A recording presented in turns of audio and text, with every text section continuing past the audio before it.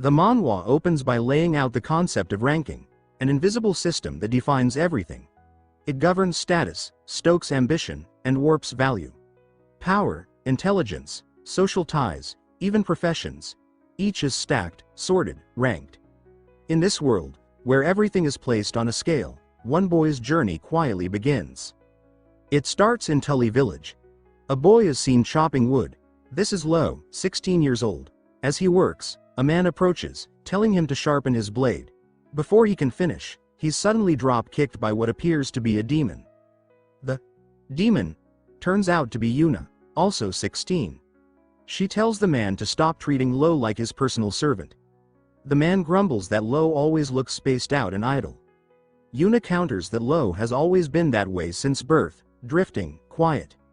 She shakes Lowe, frustrated. She says that because he always does everything asked of him, everyone just uses him like a tool. Lowe replies that he doesn't mind, but Yuna fires back that it's not fine at all. She says she knows he's kind, but there's a limit to kindness. Then a sudden idea strikes her. She asks if he wants to leave the village and reveals that she knows a hidden path no one else does. Before they can act, an old figure, unclear if man or woman, approaches, warning them they can't leave. They remind them of the village rules. No one is allowed outside. Yuna demands to know why. The elder dismisses her, refusing to argue with what she calls a terrorist, and orders some men to lock her up. Yuna groans, asking why it's always like this. Later, an older man approaches Lowe and asks if he wants to help draw some water.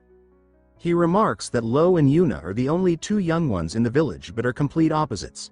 He says that Lowe should rest once in a while, that surely he has dreams of his own. Lowe says he'd rather help, explaining that the villagers took him in like family after his parents died. Everyone looked out for him, made sure he was never alone. He wants to repay them.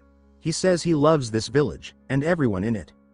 Hearing this, the man tears up and asks if Lowe wants to move into his house. Lowe declines, saying he still lives in his parents' house. The people here matter more to him than anything beyond the mountains. Meanwhile, Yuna is seriously locked away, inside's capture cage. The grandma calls her unruly and says if only she were half as well behaved as Lowe. Yuna asks again why they're forbidden from going outside. Her grandmother says they sometimes call in merchants when needed. Yuna insists that's not the issue, she just can't understand why they have to live trapped in one place. The grandma finally admits it's because their kind is resented by someone. When Yuna presses further, she's told she doesn't need to know more.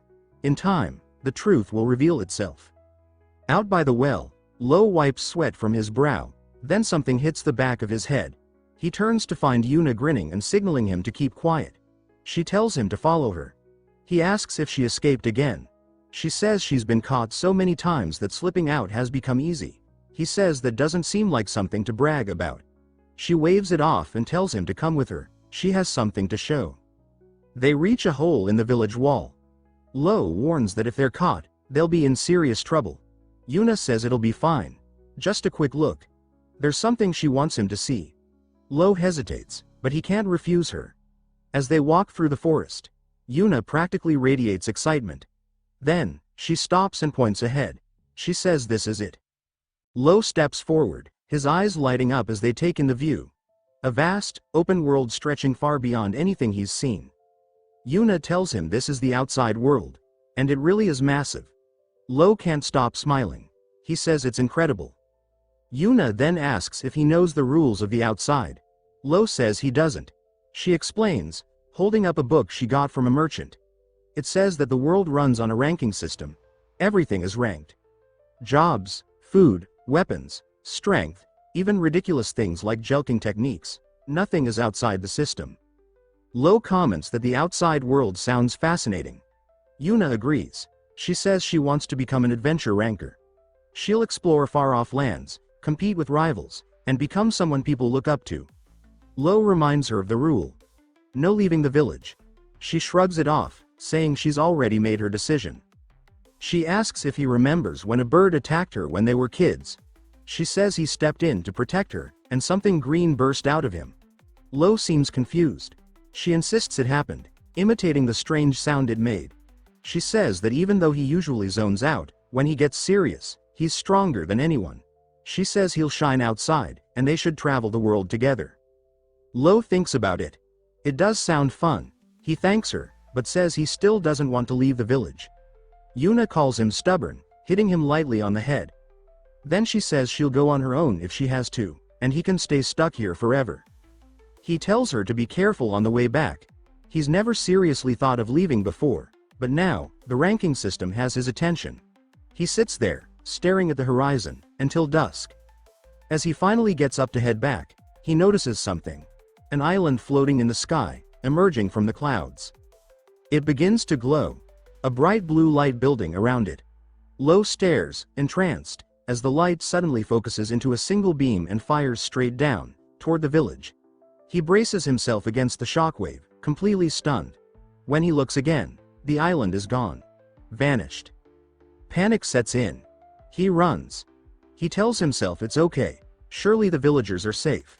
The village must still be there. But when he arrives, all he finds is a crater. His breath catches.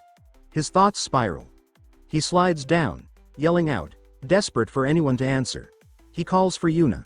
For her grandmother. Anyone. A memory hits him. Yuna's young voice promising she'd always be there. The faces of the villagers flash through his mind. His knees hit the dirt. Tears stream down. He screams, asking why. How any of this could happen.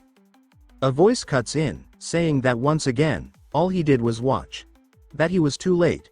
Lowe looks up to see a man standing at the edge of the crater. Their eyes meet. The man rushes down, asking if Lowe is a survivor from Tully village. Lowe says yes. The man tells him it must be hard, but reassures him, the island is gone. Lowe asks if he knows what that thing was. But more than that, he wants to know what happened to his family. His voice breaks as he begs for answers. The man grits his teeth and tells Lowe to give up on the village. He hands him a note, saying he should go to the place written there. He'll be safe. Lowe screams, demanding real answers. The man barks at him to calm down and look around. The village is gone. This world isn't meant for a kid like him. He shoves Lowe, saying the best thing he can do is forget. If he digs deeper, he might end up sacrificed too. Lowe refuses. He remembers how his parents died in a landslide. How he was left alone, no will to live. How the village took him in, piece by piece, as one big family. How Yuna was always by his side. None of them could stand to see someone suffer. Every single one of them became his reason to go on. Yuna's words echo again. How he might space out, but when he gets serious, he's stronger than anyone. A green light bursts from him. The man turns, shocked, as energy floods the space around them. Lowe asks how he's supposed to forget all this. He says he'll find that island. He'll bring everyone back. The man watches, stunned by the intensity of the aura. He identifies it as prana, mental energy born from living beings. Most people have it, but few realize. In Lowe, though, it is raw and powerful. Normally invisible, true prana reveals itself only in exceptional cases. And in some rare races, it's said, prana can take on an entirely unique form, just like the villagers. The man states that the boy standing before him is the last known survivor of Babel. Whatever that means, he says it's a story for another time. For now, what matters is protection.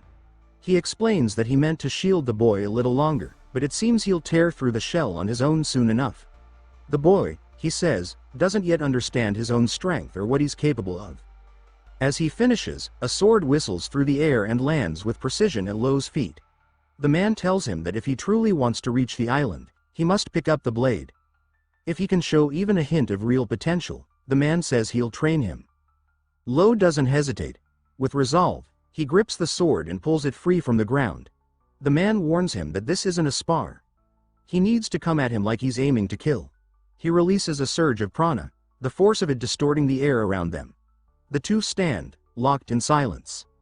Lowe charges first, blade reared back. His form is raw, unpolished, clearly the swing of a beginner. But the pressure behind it is staggering.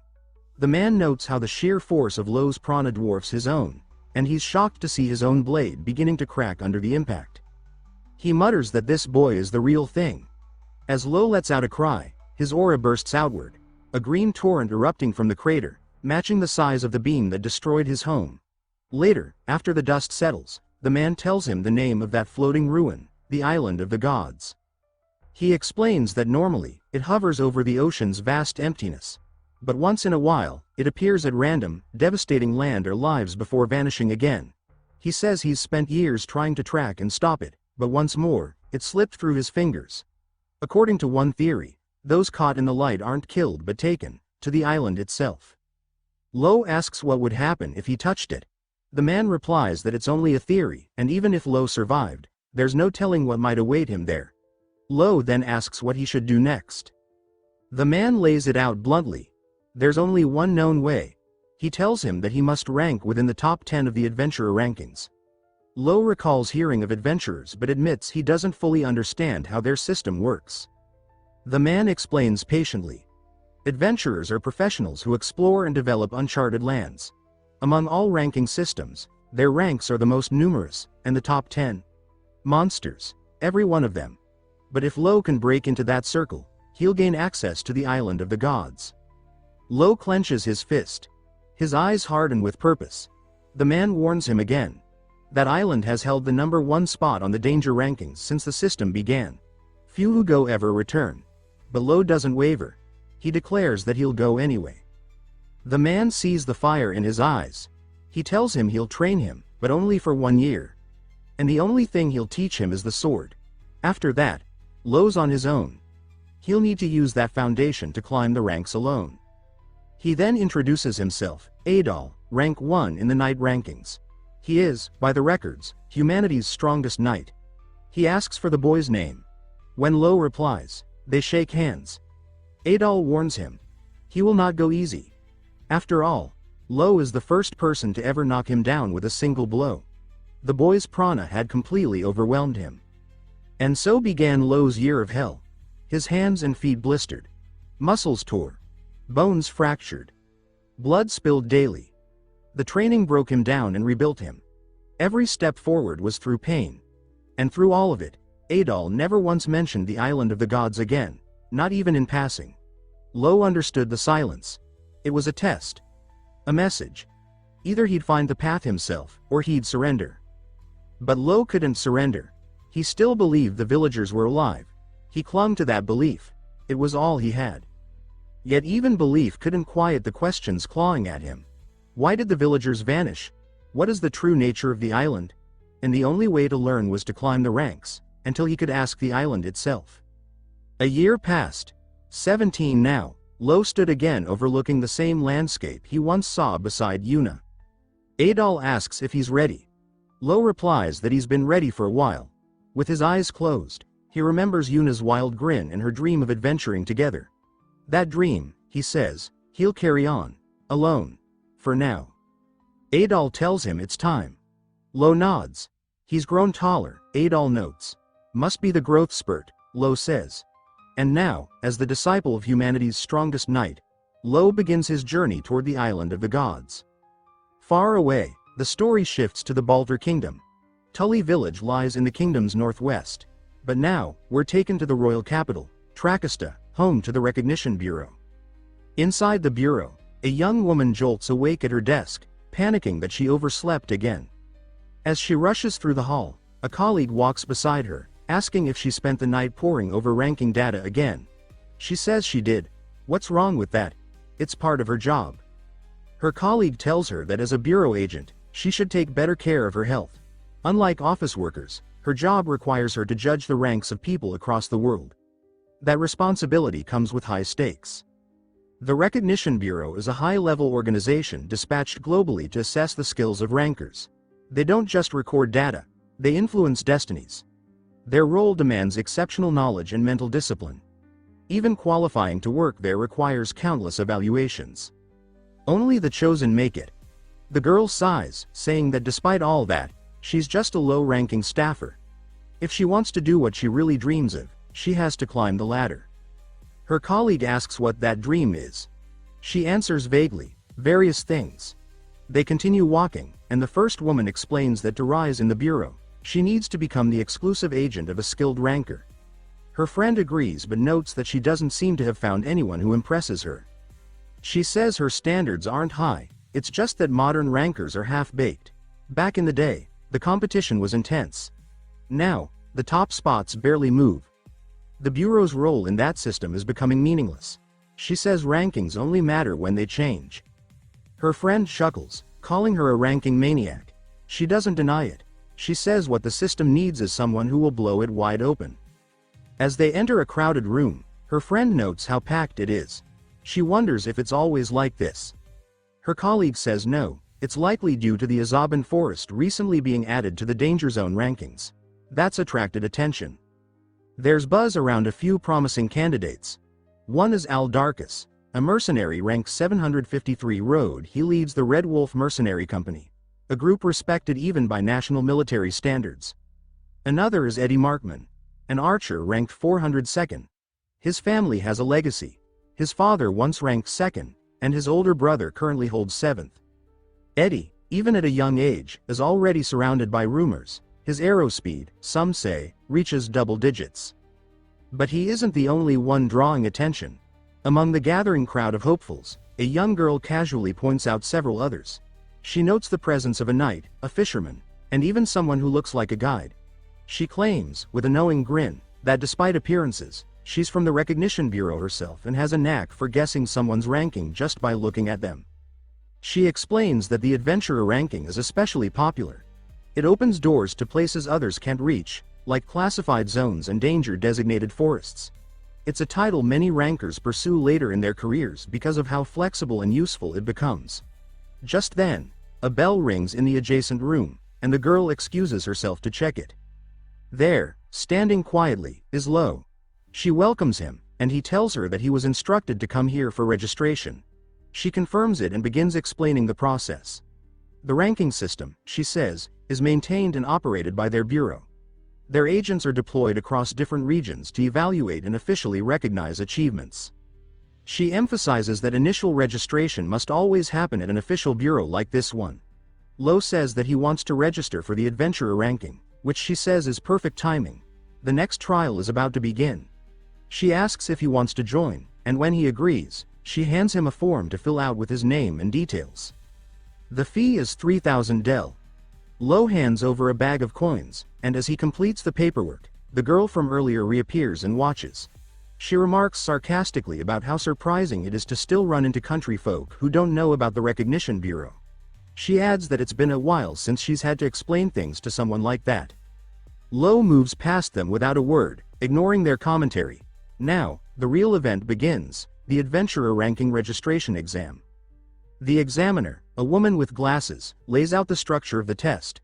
There will be 3 stages: a written exam, a practical exam, and a final exam. She says that the final result will be based on their combined scores. A poor result in one area can be offset by excelling in others, so they shouldn't give up at any point. The written exam starts. Whispers rise across the room about how tough the questions are. After a long silence filled with scribbling, it ends. The examiner informs everyone that the practical exam will be held in 2 hours outside the village, and they'll be guided there once the grading is complete. The girl from earlier? Her name is Look. Not just a nickname, but her actual name. As the grading begins, Look reviews Lowe's paper and is immediately taken aback. She recognizes him as the boy with the dead-eyed stare. Her expression twists as she mutters to herself that this is awful. He's clearly uneducated, probably never set foot in a school. She complains that the system should really consider how hard it is for others to be caught in the same exam as some clueless country bumpkin. 2 hours pass, and now it's time for the practical test. The examiner with glasses explains the rules. It's a treasure hunt. Candidates will need to retrieve items listed on the provided chart. Each item carries a point value, and the goal is to score high. Fighting is prohibited. The person who touches an item first claims ownership. As soon as the test begins, chaos erupts. Everyone bolts into the wild. Look sighs in relief, glad to finally take a break. The examiner asks Look how many she thinks will pass this time. Look estimates maybe half. Watching them in action, she says it's easier to judge, and this group seems more skilled than the usual batch. When asked if any candidate has caught her attention, Look says no, none so far. Then a man named Adol returns, handing over a piece of Rigel ore worth 120 points. He's asked if he's finished, even though time remains. He replies that he's done. He knows he'll pass either way. The examiner mentions that gathering more points now will improve his ranking, but All shrugs it off. He says his primary role is that of a mercenary, so his adventurer ranking isn't important to him. Eddie bursts in next, a little breathless. He assumed he'd be first. He presents a feather worth 180 points and nervously asks if that's an unusually high value.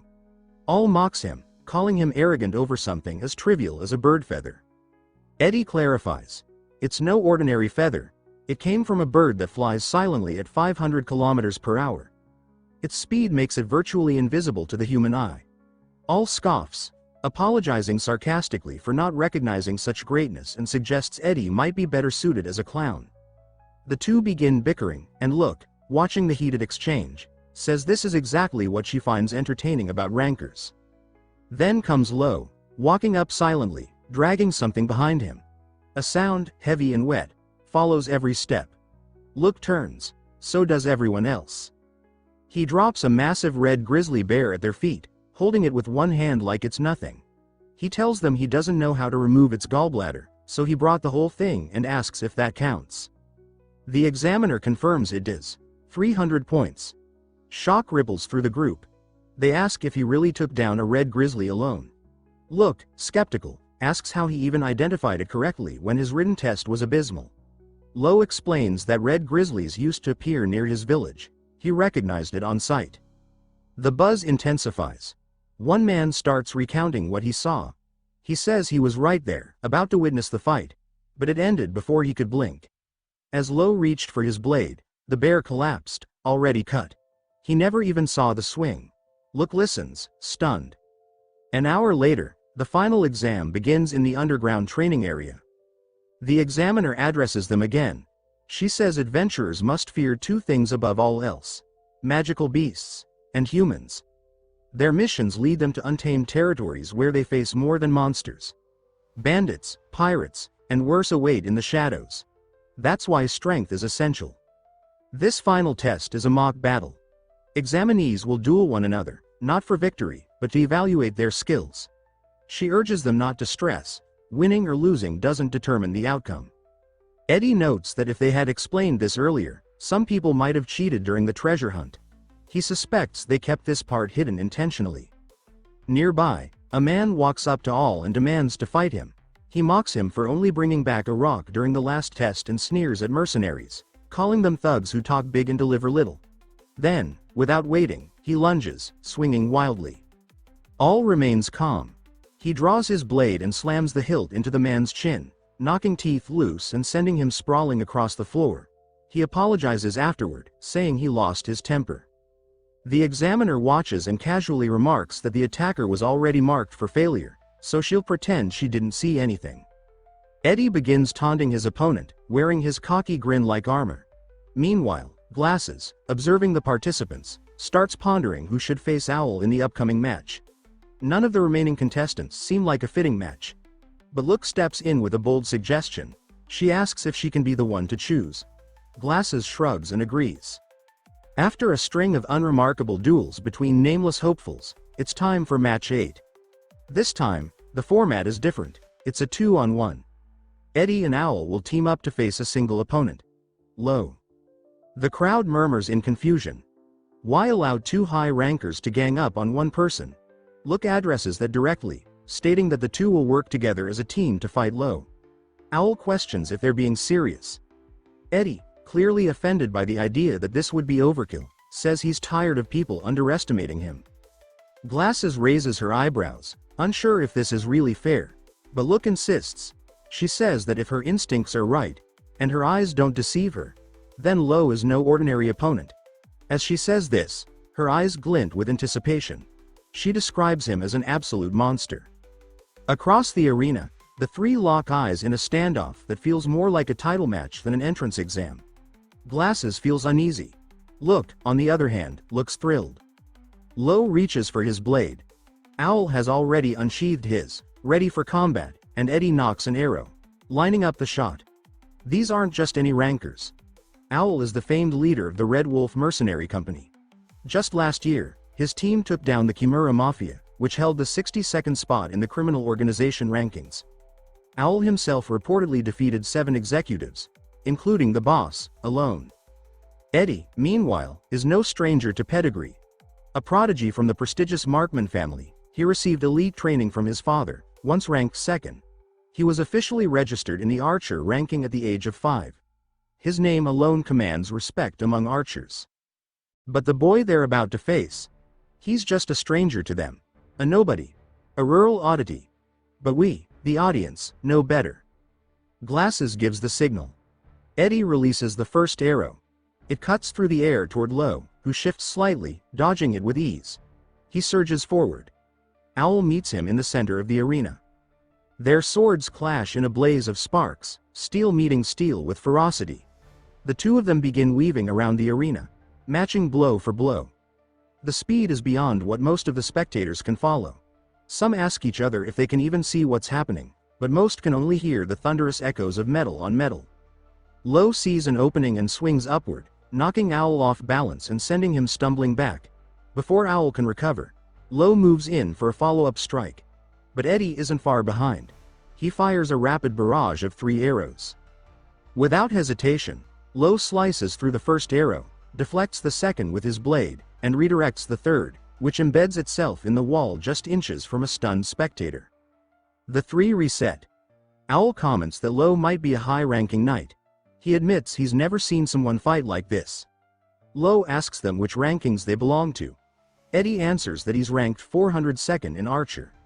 Owl adds that he's 753rd in mercenary. Lowe takes that in, then declares that if he defeats both of them, that should be enough to bump him into the triple-digit tier. As he speaks, he unleashes his prana. It floods the arena like a tidal wave of pressure. Everyone feels it. Eddie's eyes widen. Owl mutters that this is on a whole different level. Look is stunned. She says she never imagined someone could not only release prana at will, but also have it appear vividly visible to the naked eye. But Eddie steadies himself. He reminds himself, and everyone watching, that rankings aren't bound by profession. In archer, he might be 402nd, but in the sharpshooter category, he's 78th. His focus sharpens. His eyes flick to Lowe, but he's already too late. Lowe blurs forward. In one swift movement, Eddie drops to the ground, unconscious. The strike was so fast, many in the arena didn't even catch it. Owl turns to look. He's shaken. Lowe doesn't run at him. He walks. Each step is heavy, deliberate. It weighs on Owl like a mountain. Their eyes meet. Owl is frozen. In a moment of weakness, Lowe is already behind him, the cold edge of a blade resting at his throat. Owl drops his weapon, surrendering. He mutters that he has work tomorrow and passing out would be a hassle. Lowe nods and sheathes his sword.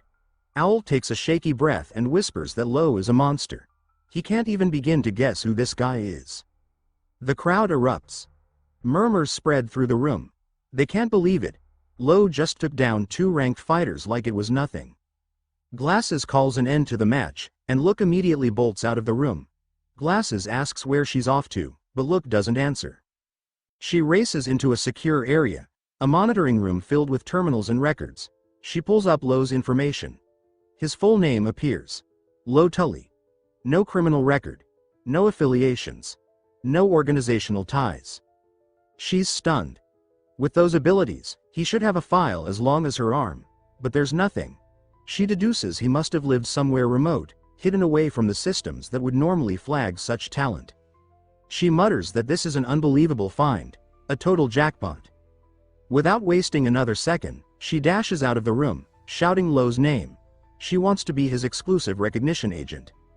But she's too late. A crowd has already formed around him, others trying to pitch the same offer. Look clenches her fists, irritated. She grumbles that recognition offers should only be made after proper identity verification. Lowe, confused, asks what exactly an exclusive recognition agent is. Look cuts through the noise, finally reaching him, and offers to explain. She tells him that an exclusive recognition agent is someone assigned to a single ranker. Their job is to update the ranker's position frequently, without needing to wait for the bureau to send someone. It allows the ranker to stay active and climb the ranks much faster. She adds that they carry an exclusive device called a rank telephone, short for ranking telegram, that provides real-time updates and alerts. For adventurer rankers especially, they're an invaluable asset. She tells him plainly. If he wants to climb fast, he needs someone like her. He listens, then responds that this is exactly what he needs, but he has a condition. He looks around at the stunned agents and asks if any of them can guarantee him a place in the top 10. The room falls silent. They whisper to one another that top 10 is a realm for monsters. While Lowe's swordsmanship is exceptional, the top 10 is a different world entirely. Look stares up at him, speechless. Lowe turns to leave. Look sees her chance slipping away. She dashes after him, calling out. She yells his name, asking why he's so desperate to reach the top 10. He tells her flatly that it's none of her business. She fires back that she'll make it her business. She wants to be his exclusive agent, and she'll lead him there, no matter what it takes. He tells her he doesn't want to put a child in danger. She immediately fires back that before being a child, she's a recognition bureau agent, and by the way, he's still a kid himself. But Lowe doesn't budge. He says that even if she weren't a child, he wouldn't involve anyone else. He doesn't want others at risk. Desperate, Look blurts out that there's something she has to do, something important. A mission that must be completed, even if it costs her life.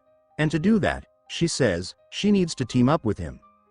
He turns to glance back at her, catching the fire in her eyes, an unshakable resolve that mirrors his own from a year ago. He tells her that there's something he must accomplish too. Looking down at her, he hesitates, unsure whether to drag someone else into his mission. But he decides to go with it. She introduces herself with a confident spark in her voice, saying that her name is Lowe Media, and she promises to guide him to the top of the rankings. He returns the gesture, stating his own name, and they shake hands with a shared understanding. That evening, they arrive at a house she arranged. As they step inside, the place reveals itself as clean, furnished, and comfortable. She says that she likes the place herself and rented it for a few days so he can use it as his base of operations. He remarks that she's surprisingly competent. She tells him not to flatter her, though she didn't expect him to ask for a trial period after the scene he caused. He says it's just a precaution. She accepts that and boldly promises that within a week, she'll prove herself so useful that he'll be the one bowing first. She even mimics the scene, pretending to be him, hands pressed together, pleading for her to stay on as his agent. He says that sounds ideal, and she complains that he's way too cold. She notes that when he fights, he's hyper-focused, but otherwise, he just seems like he's drifting off somewhere else. He admits people say that about him often, and she says she gets it. Her rank telephone suddenly buzzes. She checks it and announces that the exam results are out. His rank is 2728. She congratulates him, calling it an impressive debut considering how fierce the adventurer rankings are. He looks confused. He says he thought he'd land somewhere in the triple digits. She asks why, and he explains that both of the opponents he defeated were already ranked in that tier. She nods, understanding his logic, but explains that adventurer rankings are overcrowded, competition is brutal. No matter how strong someone is, that crowding limits how far they can jump. She clarifies that the rankings go beyond simple professions. For instance, his swordsmanship rank is already 58th, an exceptional starting point. He raises his brows and asks if that's considered good. She assures him that from her perspective, it's elite. He then asks if the other two, Owl and Eddie, have updated rankings now. She confirms they do. Owl remains 750th in mercenary and 520th in swordsman. Eddie, she adds, has 4 rankings as well, with his highest being 19th, in mushroom cultivation. She then suggests Lowe consider registering for multiple rankings himself, but he refuses, saying he doesn't want to work. She laughs, saying they haven't known each other long, but she already has a feel for him. In short, she thinks he just wants to get into the top 10 as fast as possible and then head to the island of the gods. He stares at her, caught off guard. He asks how she knew. She explains that it's the only special privilege granted to top 10 rankers. Everything else falls short. She hopes he'll tell her more when the trial period ends. He agrees, and she says she'll share her own situation too, for fairness. She emphasizes that fairness matters, but her circumstances are difficult to explain. What she's chasing, she says, is something buried deep within the system. She calls it the darkness of the rankings. When he asks what that means, she brushes it off, saying it's nothing, and pivots to a new question. She asks where his incredible swordsmanship comes from. That kind of power isn't acquired overnight. He replies that a year ago, he became the disciple of a knight named Adol. She's stunned, asking if he means the Adol, the first ranked knight in the world. He says he thinks so, recalling that Adol mentioned something like that once, although it's only been a year.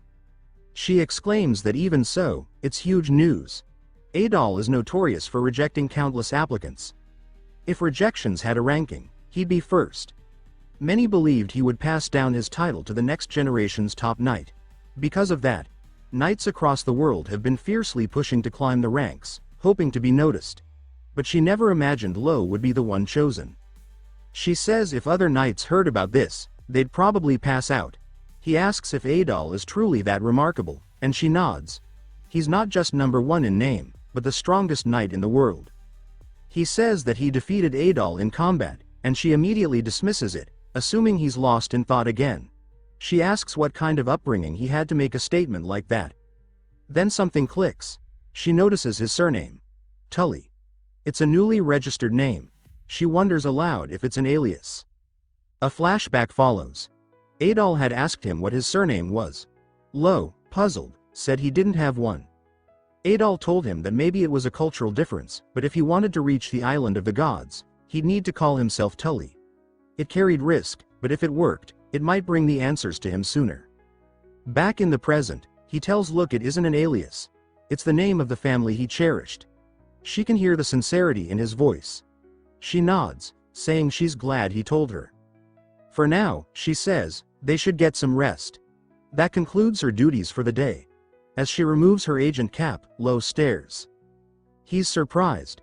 He asks if she's a girl. She shoots him an irritated look, asking if he's seriously just realizing that now. He apologizes, and she gets embarrassed, accusing him of having nothing better to say in that moment.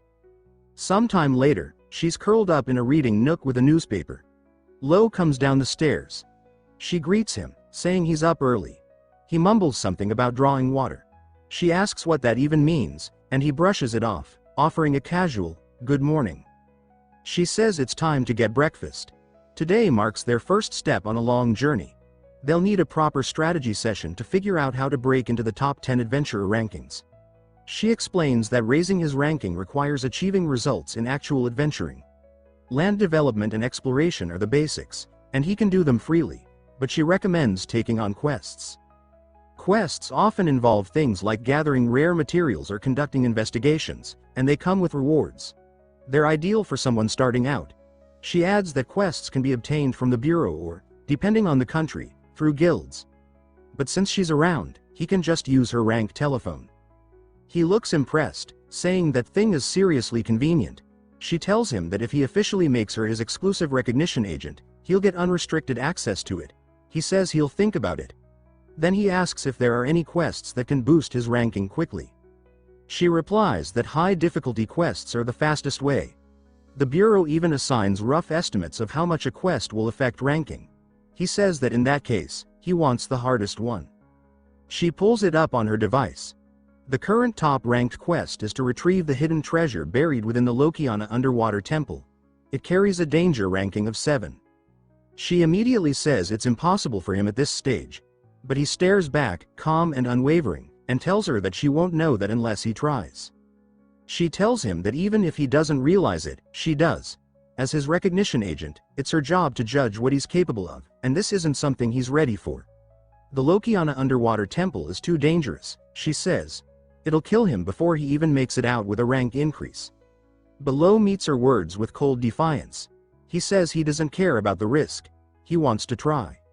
He explains that if he's going to aim for the island of the gods, rank number 1 in danger, then he can't afford to flinch here. Look sighs, calling him more stubborn than she expected. If he won't listen, she says, she'll have to show him. At that moment, a man approaches their table with an easy grin and a calm tone, saying it looks like she's in a tight spot. She freezes when she sees him. His presence, once familiar, now catches her off guard. He introduces himself as Lowe, and she expresses surprise, saying it's been a long time. Lowe asks who this is, and Lowe explains. This is Lowe, full name, Blow Reward. And he's no ordinary adventurer. He currently sits at rank 11 in the overall adventurer rankings. Lowe immediately grasps the weight of that statement. He realizes that standing before him is a living reminder of the summit he's aiming for. This is someone Adol himself would have referred to as a monster. Rank 11. Just one step away from challenging the island of the gods. Look wastes no time. She asks Lowe for a favor. She wants him to show Lowe the gap. She wants him to crush him. Lowe agrees and leads them toward the mock arena. As they arrive, he apologizes for the delay, saying he had to borrow a weapon on short notice. It's a little light for his taste, but it will do. Lowe introduces himself with a bit of hesitation, and Lowe notices. He tells him not to worry about formality. Etiquette is useless in the adventurer world. Then he praises Lowe, saying she once updated his ranking and that she's unlike other agents. Her knowledge is vast, yes, but more importantly, she's driven by genuine conviction. She wants to create rankings that are true and just. That passion, he says, is rare, and if she's asking him to help someone, then it must mean she truly believes in that person. Lowe looks at him and admits he can already tell. Lowe is strong. The moment he moves, he feels like he could be impaled in an instant. Lowe shouts from the sideline, telling Lowe to take this as a lesson. The world is vast, and he needs to feel that for himself. But Lowe responds with a question. Is that all she wanted him to understand? Because he's already seen the island of the gods up close. He knows what's out there. As green prana begins to swirl around him, he says that there's nothing scarier than that sky. Lowe raises her hand, signals the match to begin. Lowe dashes forward, clashing blades with Lowe. He swings hard, releasing a wave of prana through the blade, slicing a deep gash across the arena floor. Lowe sidesteps with ease and takes mental note. He can see that Lowe is infusing his prana directly into his blade and likely amplifying his speed by channeling it through his limbs. The swordplay feels familiar, but he shakes the thought. It can't be what he suspects. The sword saint style, after all, is passed down to only one successor. No way Adol would break that rule. Lowe catches on that Lowe is distracted and tells him to focus. He closes the distance and strikes again. But Lowe, without turning, blocks the blow effortlessly, saying Lowe's still too relaxed in his form. Lowe begins to strain. He swings again and again, but every strike is parried with ease. Lowe watches calmly, analyzing his opponent. He notes that Lowe's prana output is immense, larger than his own, and it carries an unusual shimmer. He remarks on it aloud, joking about how strange it is. Lowe looks puzzled. Lowe then asks what race he is. Lowe says he doesn't understand. Lowe replies that playing dumb won't work. Prana like that isn't learned in life. It's inherited. And if Lowe won't say it, then he'll extract the truth himself. Lowe begins chanting. He calls upon a verse that paints the image of a galloping horse crossing mountains, seeking rest. A surge of golden prana begins forming behind him. Weapons begin materializing in the air, dozens of them, each glowing with golden light. Swords, spears, hammers. An entire armory suspended in the air. Lowe warns Lowe that if he doesn't use everything he has now, he'll die here. The pressure in the room spikes. Wind howls from the energy surge. Lowe stares in disbelief. Then Lowe raises his hands and points at him. The weapons launch. Lowe tries to defend himself. He deflects many, but one cuts through and strikes his leg. He grimaces in pain. Lowe tells him it's no use. Normal swords can't block this kind of attack. He snaps his fingers, and the weapons begin to encircle Lowe. They descend again, slashing at him from all sides. Some pierce the ground, others graze his sides. The prana dissipates as they vanish, but the message is clear. He's losing. As Lowe looks up from the blood-smeared floor, memories of Adol's training return to him. He recalls the moment Adol told him he was still too raw in his prana control, but that with refinement, he'd learned to use real techniques. He remembers Adol channeling power into his sword, demonstrating the most basic form of combat enhancement. Lowe begins mimicking the same move. His sword glows bright green. He names the technique Flashblade *, and uses it to release a ranged prana *gale *. It launches forward at blinding speed. Lowe spins his weapon and deflects it with effort. The moment of distraction is all Lowe needs. He's already closed the distance. Lowe raises his hands again, forming another wall of prana-generated weapons between them. But Lowe cleaves through it with one mighty slash. Lowe watches, impressed.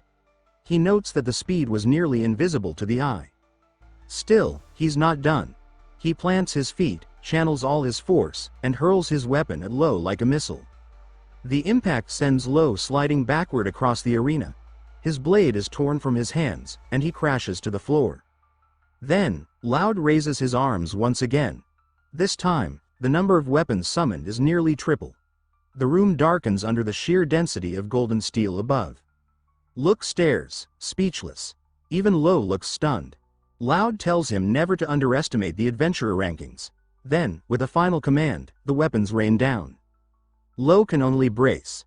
Explosions of prana detonate around him, each one more violent than the last. When the dust clears, he's lying in a crater, barely conscious, defeated. Lowe nods, walking away.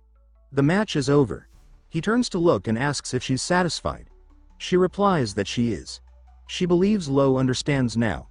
Lowe chuckles, saying that for someone who talked so confidently, she sure looked like she expected him to win. She admits it. She thought maybe, just maybe, it was possible. He asks if it's because he's Adol's disciple. She asks how he knew. He says it was obvious from the moment he saw that high-speed slash. That's the sword saint style.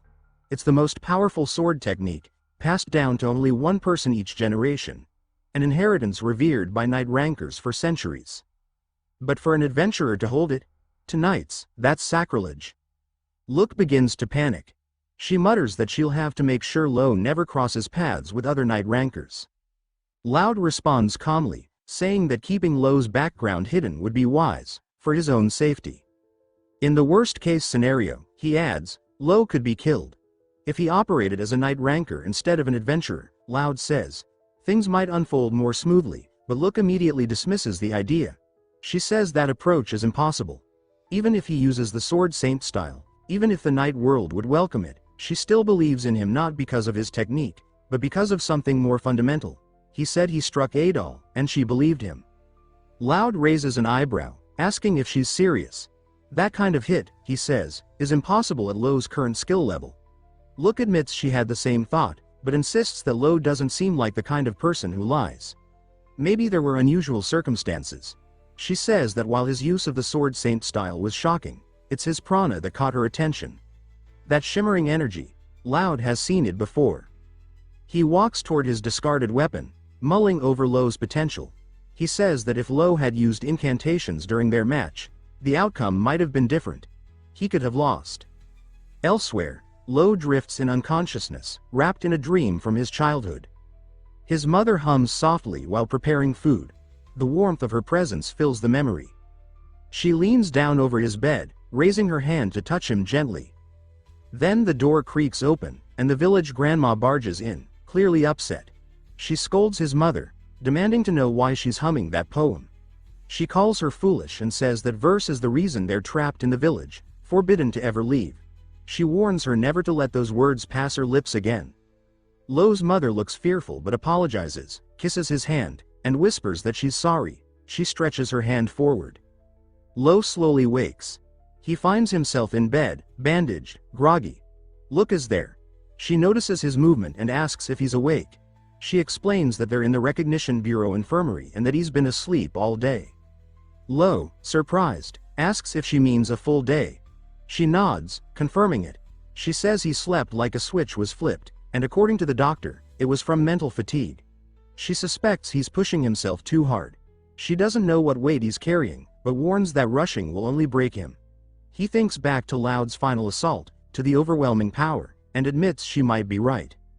Sensing the heaviness in his mood, she says she has something important to ask. Does he know what incantations are? Lowe shakes his head. She explains, they're a special way of using prana, tied to certain races. Not everyone can use them, and most of the top rankers can. She confirms that Lowe is among them. She reveals that Lowe belongs to the Blower tribe, a warrior race from the southern marshlands. Known for their hunting prowess, their techniques are passed down orally as poetic chants. Because of this, they're known as incantations. There's a genetic aspect too, she says. Learning them later in life is extremely rare. Lowe wonders aloud. Could he use them too? Lowe studies him and says that she believes so. Based on the nature of his prana, it's possible he has latent incantations. She asks if there's anything unusual he remembers. Lowe thinks back. His mind lands on his mother's humming, those soft, rhythmic verses from his dream. He says that maybe, just maybe, he does. Look's eyes widen. She says that if that's true, then he's sitting on a tremendous asset. Incantations are incredibly rare, and if he can awaken his, it's even more proof he's destined to be a top-tier ranker. She says she's already found the perfect quest for him, an investigation mission in the Azaban forest. Lowe, curious, asks if that means surveying wildlife and habitats. She nods, partially. Yes, there's some ecology work involved, but there's more to it. Recently, adventurers have been disappearing in the forest, completely vanishing. At first, it was low-ranked ones, the thousands tier. But lately, even an 800-rank adventurer went missing. If Lowe can uncover the cause, he could leap 200 ranks at once. The risk, however, is immense. Lowe agrees to take the quest. She says she chose it because she believes he can handle it. He confirms again, and she says that in that case, they need to begin the quest registration immediately. She reminds him that in Azaban forest, some species are protected. Hunting them is prohibited or restricted. She reassures him that since she's his agent, it should be manageable, but he still needs to be cautious. He asks what the consequence would be if he broke the rules. She warns that his ranking would plummet. No matter how strong he is, reckless actions or failed quests damage his reputation. His ranking is his credibility. Lose that, and everything crumbles. He says he understands. With the paperwork submitted, Lowe tells him this is the true beginning, his first real step toward climbing the adventurer rankings. She says they'll do their best together. Lowe smiles faintly and agrees. Cut to the Azaban forest, a thick, suffocating landscape tinted in purples and coated in miasma. The light barely pierces the trees. In the shadows, a man grips another by the throat, lifting him off the ground, choking the life out of him. He says there's no undoing what's already been seen. Another man nearby watches, unbothered. He asks if another one has been killed. The first man shrugs, asking what it matters. The Recognition Bureau doesn't care about low-tier rankers like these. He walks toward a metal cage, kicks it, and grins cruelly. Inside, a small animal cowers. He identifies it as a Uni-Hoseros, a rare creature. He says that just selling the horn of this beast could catapult him into the triple-digit ranks. Strength alone, he says, isn't enough to climb in this world. He says he exists for those who suffer under a rigged system. He is ranked 7 among smugglers, and his name is Rosso Cruel. The other man, leaning against a tree, laughs and says there's no way he's giving up this hunting ground. He says he'll make it into the top 100 himself. His name is Dalkan Iris. His adventurer rank, 672. This is the beginning of Lowe's first brush with real darkness, and his first true enemies.